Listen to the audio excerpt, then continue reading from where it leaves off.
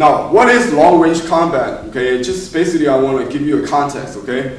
To us, long-range combat, where you actually are in threat because one of the tools could be already in range. Okay, in this stance, we both in a what we call fighting stance in a typical way. Okay, my front hand's too far, my front foot is too far. But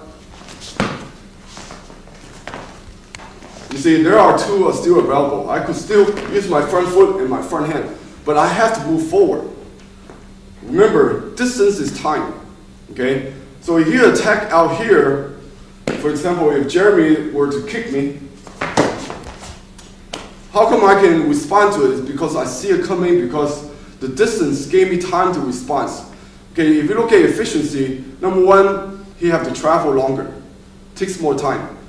And every time, okay, if you guys watch, now let's say I'm 30 years older, or I'm out of shape, or he's just a natural athlete, big and strong. Those techniques don't have a problem for me, because he's faster and stronger. So I have to be more efficient, okay?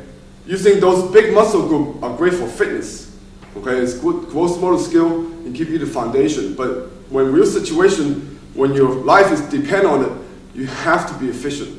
Because once your energy is out, you got no more ammos.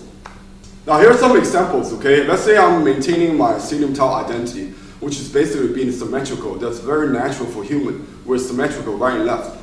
Being natural is being simple, okay? Now let's say I'm dealing with long-range fighters. So I have no problem intercepting that because he has to travel in, which gives me a lot of time. Again, okay? Looks like I'm just standing there waiting, but that's, in essence, that's what I'm doing. Because it takes time for him to come on in. Okay? So all we have to do is be aware of the space in front of us, which is really the gate theories. Now from long range, again, the long range is be able to attack somebody with the back foot distance. Of course, from here, if I have to move in, it's still going to take time for me to move in. So it takes more time, takes more energy because of a greater distance. Now let's look at the distance inside of the long kicking range. Okay? From here, you are in a, what we call long striking range. Here, you have more things to worry because now his feet can still kick me, his hand can punch me. So now I have to deal with more weapons. So as you get closer, the reality sets in. It's more dangerous. It's not a game anymore. Okay? But still, you look at the structure. From here, my body is still being symmetrical. Okay? Again, I'm only protecting what's needed. Okay? When he overextends himself, you see right away he give me his flank. Why? It's because his body has to still turn forward to get to me. But nonetheless, a good fighter can really do damage at this range, long striking range. Because if you're talking about a fighter that's got speed and power, okay, you have to understand the nature of the technique.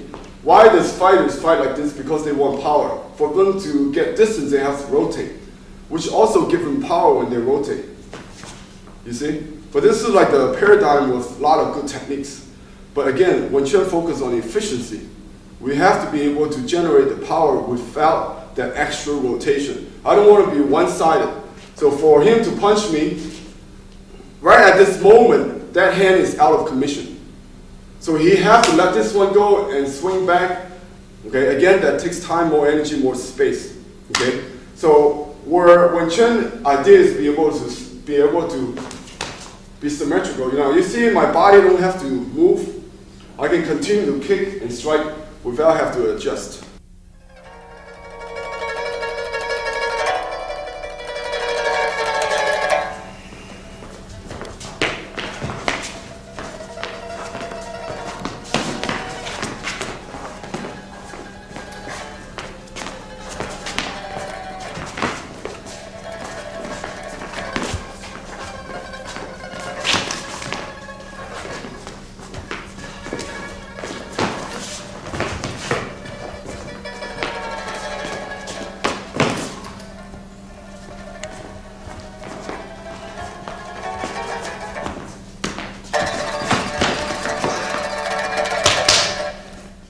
Most of the time, when you're dealing with long range, you only have primarily strikes and kicks. Okay. Now let's look at the tools is available at what we call the trapping range.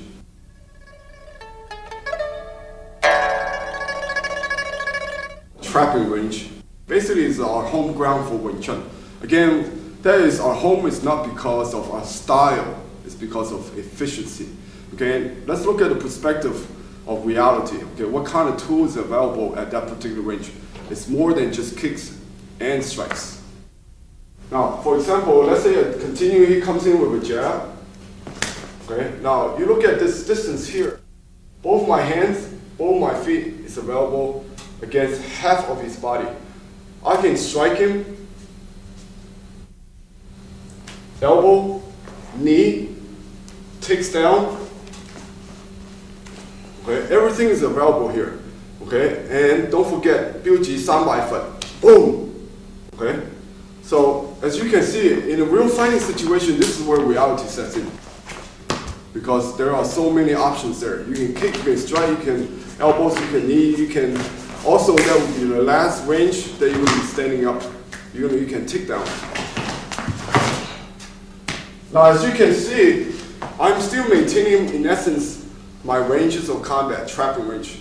Okay, tools is kicking, striking, knees, elbows, takedowns. Okay, if I wanted to, it could be just chin up. Fighting from long range is required more space, more energy, more time. So that's why when Chun reminds us we gotta be more direct, okay, and more simple. So we're not gonna be wasting more space, more energy, and more time. Okay? And one more element we're talking about when Chun is being spontaneous, because as Jeremy gets closer and closer, I have less time to respond. That's why in Chisao we develop what we call reactional combat skill. Because at this distance I have to react. I don't have time to think. If Jeremy back up, now I have time to see, I have time to plan, okay, because of distance, okay? So this is the spontaneous aspect of Wing Chun, is be able to react. So there's one more range we call grappling range. Grappling range, which basically is inside of the trapping range. Let's say again, Jeremy throw me a punch. Okay, now you can see my body is contact with his body. This is no longer a Wing Chun range, this is called grappling range. So I have to force myself to grapple and wrestle, or basically prepare myself to fight on the ground. Tactically, it's a mistake to go down deliberately to try to wrestle somebody on the ground, because on the street, you could be, the ground itself is a weapon. You could be falling down and hit something, or there could be 2 against 1, or if I wrestle him, try to choke him out, he could have a knife. So we're talking about tactics here, so it's not something I prefer to go. But nonetheless, that's part of reality. How do you deal with grapplings? Okay? Now, that movement versus, again, when Chun responds, the difference between grappling range and trapping range, let's see he throw me the same punch again. Okay, now you can see the difference here is that my elbow and my body is still apart. This is still Wing Chun range. This is still my trapping range. So it's quite different if I'm engaging him here. Okay? So, as you can see, reality dictates 2 people, if they really want to hurt each other, it has to be close range. So Wing Chun being a close range system, we prefer to have the options. So I can control him, I can strike him, kick him, as well as be able to stand on my feet. Because once you're on the ground, your options are very limited. The nature of Wing Chun is it's a system where you develop your health, and also as philosophy, you can practice efficiency. But more important is practical self-defense. Okay, as you can see, the 4 ranges of combat is dealing with reality. You could be attacked from long kicking, long striking, trapping, or grappling. That's reality. It's not like in a fight you can choose or do what you like. It's about relate back to reality, be able to react to what is appropriate, not where how you express yourself. So I'd like to review that, but this time we're going to do it in a more technical term in terms of Wing Chun gate.